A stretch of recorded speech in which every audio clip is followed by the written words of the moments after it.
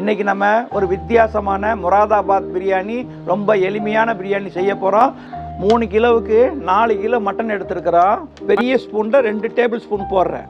1 kilo மட்டனுக்கு இந்த table ஸ்பூனில் 1 spoon. நம்ம முராதாபாத் பிரியாணிக்கு 1 கிலோவுக்கு 75 கிராம் பூண்டு விழுதும் 100 கிராம் இஞ்சி விழுதும் போடணும். 4 கிலோவுக்கு 4 மீடியம் சைஸ் வெங்காயம், தேவையான கல்லுப்பு போட்டுக்கிறேன். கறி மூழ்கிற அளவுக்கு சுடுதண்ணி ஊற்றிக்கிறேன். எல்லாத்தையும் நல்லா அப்படி பிரட்டி விட்டுக்குருவோம். பச்சை மிளகா குறைன்னு அரைச்ச விழுது இதில் சேர்த்துக்கிறேன். 4 விசில் வர வரைக்கும் மூடி வச்சிருவோம். 750 ml யூஸ் பண்ண போகிறோம். வெங்காயம் போடுறோம்.